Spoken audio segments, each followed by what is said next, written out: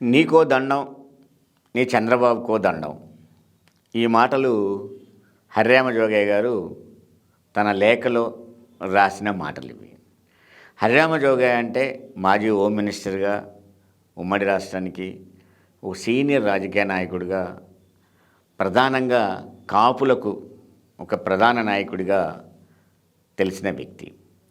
ఇలాంటి హరిరామ జోగయ్య ఇంత నిస్సహాయతతో, ఇంత ఒక విధంగా చెప్పాల్సి వస్తే నిస్తేజంతో, నీకో దండం, నీ చంద్రబాబుకో దండం, మీరిద్దరు కలిసి కూటమి కట్టుకున్నారు, మీరిద్దరు కలిసి గెలవాలనుకుంటున్నారు, దానికోసం నేను సలహాలు ఇద్దాం అనుకున్నా, నేను ఇప్పటివరకు ఇచ్చాను, ఇక మీ సలహాలు స్వీకరించడం అనేది సాధ్యం కాదని నాకు అర్థమైంది. నా సలహాలు నీకు కానీ నీ నాయకుడు చంద్రబాబుకి కానీ అవి అవసరం లేదని, నచ్చట్లేదనే విషయం నాకు అర్థమైంది. అందుకని ఇక నుంచి మీకు నేను ఏ సలహాలు ఇవ్వను, అందుకని నీకు దండం పెడుతున్నా, నీకు నేను ప్రధానంగా నీ చంద్రబాబుకు కూడా ఒక దండం పెడుతున్నా అని చెప్పి చాలా నిస్సహాయతో ఆయన లేఖ రాసినట్టు కనపడుతూ ఉంది పవన్ కళ్యాణ్కి. అంటే నిన్న అంతకుముందు పవన్ కళ్యాణ్ మాటలలో కూడా అతనికి ఆ లేఖ రాయడానికి ఒక ప్రేరణ అయి ఉంటుంది. పవన్ కళ్యాణ్ ఏం మాట్లాడాడు? నాకు సలహాలు ఇచ్చేవద్దు వద్దు, నాకు సూచనలు చేసేవాళ్ళు వద్దు, నాకు యుద్ధం చేసేవాళ్ళు కావాలి, రక్తం మరిగిపోవాలి, రక్తం దాన్ని రకరకాల మాటలు అన్నాడు ఆయన. నీ రక్తం ఏమేమో కావాలట, అవన్నీ కావాలని అన్నాడు ఆయన. అంటే కేవలం యువకులు మాత్రమే కావాలి తప్ప నాకు సలహాలు ఇచ్చేవాళ్ళు వద్దు అంటే అర్థం ఏంటి? ఇప్పటిదాకా లేఖలు రాసి సలహాలు ఇస్తూ వచ్చిన హరిరామ జోగయ్యని ప్రధానంగా ఉద్దేశించి మాట్లాడినట్టునే ఉన్నాయి అవి. మీరెవరు ఇలాంటి సలహాలు ఇవ్వద్దు, నా పనిదో నేను చేసుకుంటా, నీ చంద్రబాబుతో పోతే నీకేందే, ఎవరు పోతే ఏందే, ఎందుకు నీ సలహాలు అని క్వశ్చన్ చేసినట్టుగానే ఆయన మాటలు ఉన్నాయి. ఆ మాటలతోనే ఈయన ఒక రకంగా బావతోనే ఆ లెటర్ రాసిండేమో అనిపించింది. ఎందుకంటే అంతకుముందు చాలా విషయాలు పవన్ కళ్యాణ్ ప్రజారాజ్యం పార్టీ పెట్టినప్పటి నుంచి కూడా పవన్ కళ్యాణ్కి హరిరామ జోగయ్యకి మధ్యన సంబంధాలు ఉన్నాయి, పరిచయాలు ఉన్నాయి. దాంట్లో ప్రత్యేకంగా ఆయన కాపులు ప్రధానంగా అధికారంలోకి రావాలి, కమ్మాళ్ళు, రెడ్డీస్ వీళ్ళు మాత్రమే అధికారంలోకి వచ్చేవారు. ఇప్పటి వరకు కాపులు రావాలి, పెద్ద సంఖ్యలో ఆంధ్రప్రదేశ్లో ఉన్నారు.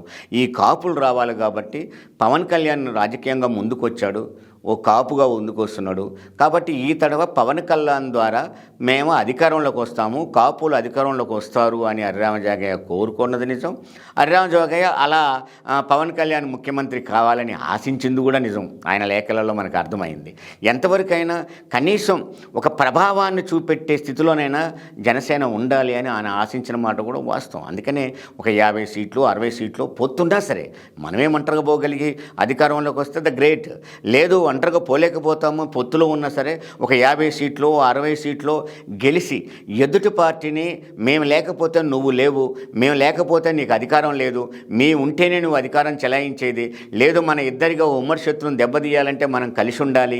ఇవన్నీ జరగాలి అంటే, మన యొక్క ప్రభావం కనపడాలి అంటే ఒక 50-60 సీట్లనైనా జనసేన పోటీ చేయాలి.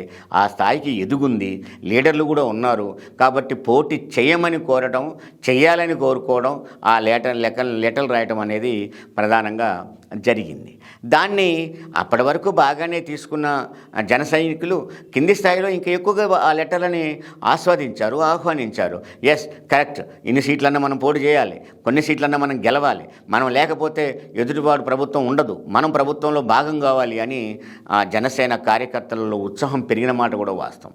అదే సమయంలో హరిరామ జోగయ్య గారు ఆ ఉత్సాహాన్ని పెంచడానికి, కాపుల్ని ఓన్ చేసుకోవడానికి పవన్ కళ్యాణ్కి సూచనలు చేసిన మాట కూడా వాస్తవం. కానీ ఆ సూచనలన్నీ పనికిరావని, ఎవరు సలహాలు ఇవ్వొద్దని, నా పాదమే ఒక వామన పాదం అని, దాంతో ఎవరినైనా తొక్కేస్తానని ఆయన మాట్లాడుతూ పోవడం అంటే దాన్ని ఎవరేం అందుకనే అన్నాడు, ఇక దాన్ని నేనేం చేయలేను, నీకు దండం పెట్టడం తప్ప నేనేం చేయలేను అని చెప్పి ఈయన లేఖలో రాశాడు. నేను అనుకుంటున్నా హరిరామ జోగయ్య గారు రాసే లేఖ ఇదే చివరి లేఖేమో, నీకు దండము మీ చంద్రబాబుకో దండం అన్నాడు కాబట్టి దాన్ని నేను ఇక సలహాలు ఇవ్వను అన్నట్టుగా కనపడింది. బట్ ఏదేమైనా నిరాశతోనే ఆయన ఉత్తరం రాసిండని మనం అనుకోవాలి.